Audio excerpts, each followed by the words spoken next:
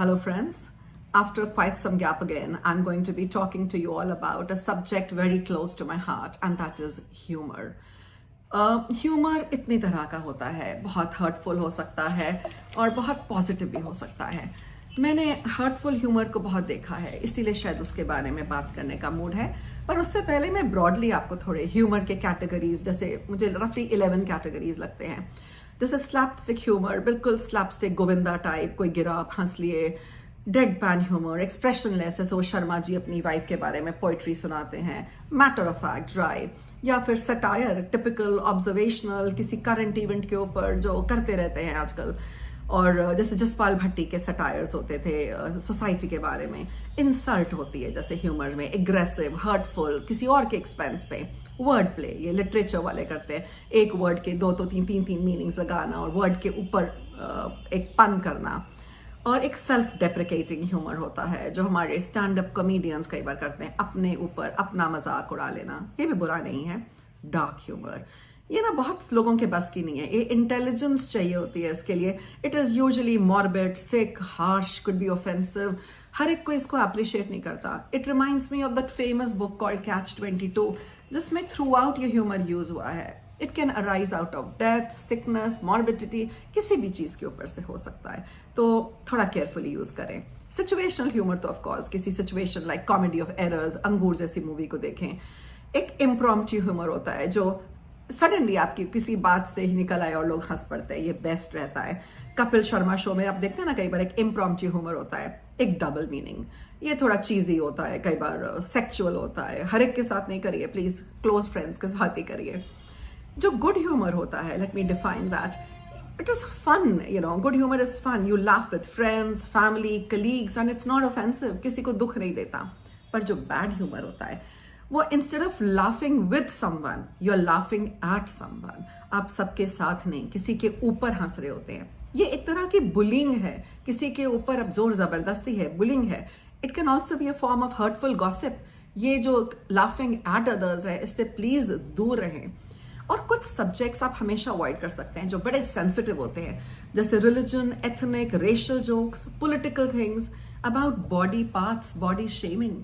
ये 3-4 टॉपिक से बहुत दूर रहें तो अच्छा है, क्योंकि ये इतने हर्टफुल हो सकते हैं और आप कई लोगों की ये फीलिंग्स और इन चीज़ों के बारे में कन्विक्शंस नहीं चेंज कर सकते। You only make enemies out of people. तो know also when to draw a line, कहाँ पे आपको बंद करना है, रुकना है, इसका भी एक गोल्डन रूल है। If you feel that what you are going to say has the potential to hurt someone, is going to hurt someone, उसी टाइम पॉज लें और सोचें नहीं बोलना। वैसे मैं मानती हूँ कि एक good laugh at home, work, public places is creates a bond, goodness, कोहीजन।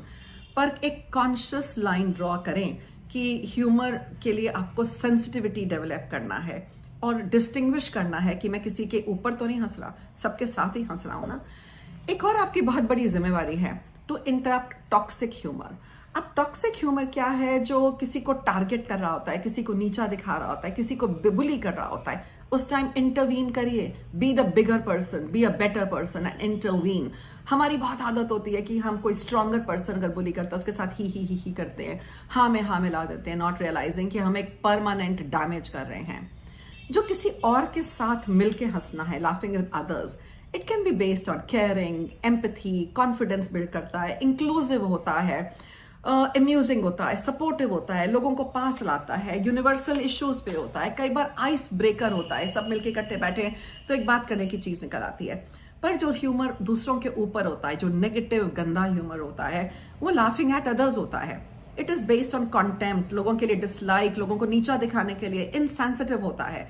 It destroys somebody's confidence, it excludes somebody, cruel होता है, ऑफेंसिव होता है, सरकास्टिक होता है। और ऑल्सो कई बार स्टीरियोटाइप होता है, कोई बोले पंजूस तो ऐसे ही होते हैं या ये ऐसे ही होते हैं।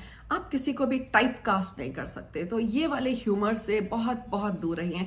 ये परमानेंट साइकोलॉजिकल डैमेज कर सकते हैं लोगों को, और आपको उन लोगों में से नहीं बनना है जो किसी के दिल में, दिमाग में इतनी नेगेटिविटी और इतना टॉक्सिसिटी छोड़ के जाए।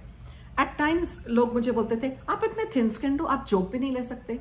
मैं कितनी थिन स्किन दूं या थिक स्किन दूं, ये मेरा प्रेरोगेटिव है, ये मैं डिसाइड करूंगी, किसी को हक नहीं है. Don't bother and put your foot down. You don't like a joke, don't take it. आपको कोई जबरदस्ती नहीं है कि आप किसी जोक को जबरदस्ती एक्सेप्ट करें. एंड आपको क्या चाहिए? If the joke is an insult, it's better to step up. बोले क्या है ये, क्यों कहा आपने, नहीं है मुझे पसंद. आप ये भी कह सकते हैं कि मैं मेरे पे हंसूं, ये मेरा हक है, किसी और को मेरे पे हंसने का हक मैं नहीं देती या नहीं देता. ये डिसीजन आपके हाथ में है कि आप किसी को अपने पर हंसने देंगे कि नहीं हंसने देंगे. ये आपने डिसाइड करना है. Joking can damage people psychologically, giving complexes to them.